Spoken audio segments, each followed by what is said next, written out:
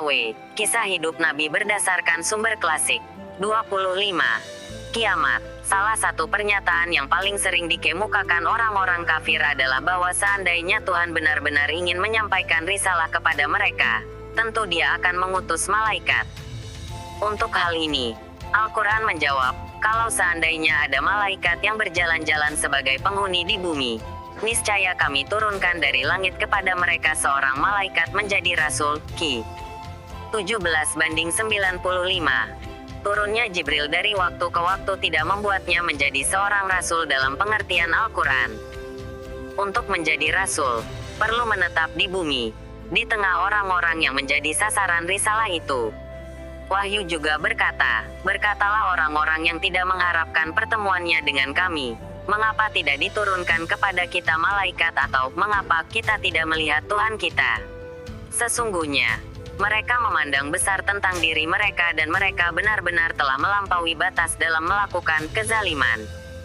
Pada hari mereka melihat malaikat, pada hari itu tidak ada kabar gembira bagi orang-orang yang berdosa dan mereka berkata, Hijran Majurak, Ki 25:21-22. Demikianlah yang mereka minta, tetapi sebuah hijab menghalangi antara langit dan bumi.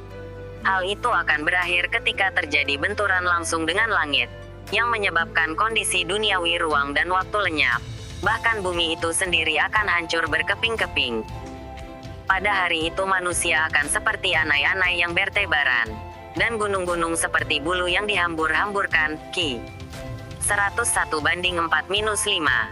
Suatu hari yang menjadikan rambut anak-anak beruban. Ki 73:17.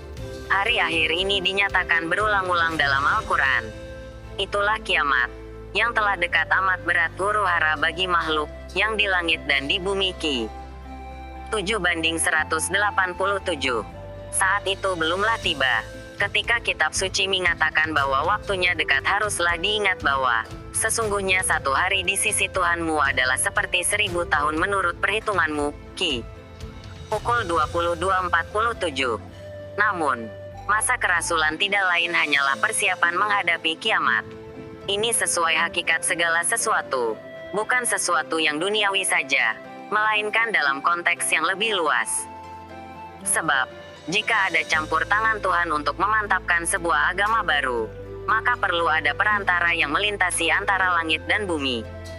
Tidak perlu ada sesuatu yang hebat untuk mentransformasi kondisi duniawi, tetapi cukup menjadikan masa kerasulan Nabi itu istimewa, seperti pada masa Isa, Musa, Ibrahim, dan Nuh. Al-Quran berkata mengenai Lailat Al-Qadar, malam kemuliaan, suatu malam ketika Jibril datang kepada Muhammad di Gua Hira. Malam kemuliaan itu lebih baik dari 1000 bulan. Pada malam itu turun para malaikat dan malaikat Jibril. Ki 97:3-4. Sesuatu yang tidak ada itu meliputi seluruh periode hubungan antara Nabi dan malaikat yang utama. Taranya, mengantisipasi kiamat adalah mengantisipasi pengadilan. Al-Quran menyatakan dirinya sebagai Al-Furqan, pembeda antara yang benar dan yang batil. Demikian pula setiap kitab suci yang diturunkan sebelumnya. Sebab, wahyu merupakan perwujudan keabadian dalam kehidupan yang sementara. Atau dengan kata lain, perwujudan dari pengadilan terakhir. Hal ini berarti pada banyak kasus baik Nabi sendiri telah memprediksikannya maupun tidak, tujuan akhir surga dan neraka tampak jelas. Kebaikan dan kejahatan yang tersembunyi dalam-dalam akan diungkap ke permukaan.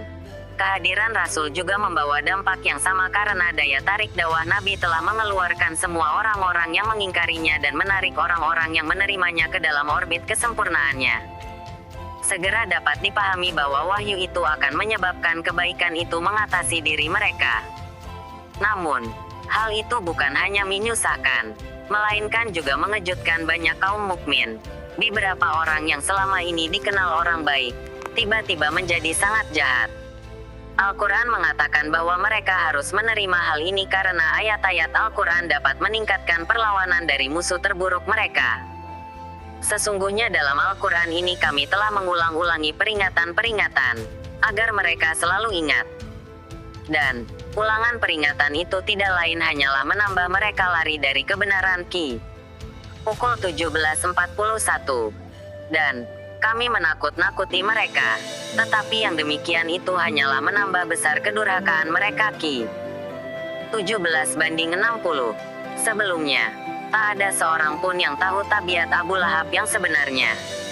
Sebagai contoh lain, Abd al-Rahman ibn Auf bahkan berteman dengan pemimpin Jumah, Umayyah ibn Khalaf. Al-Quran mengajukan cerita yang sama. Bagaimana Nuh mengeluh kepada Tuhan bahwa dakwahnya hanyalah semakin memperlebar jurang antara dirinya dan mayoritas kaumnya. Maka seruanku itu hanyalah menambah mereka lari dari kebenaran. Ki 71:6.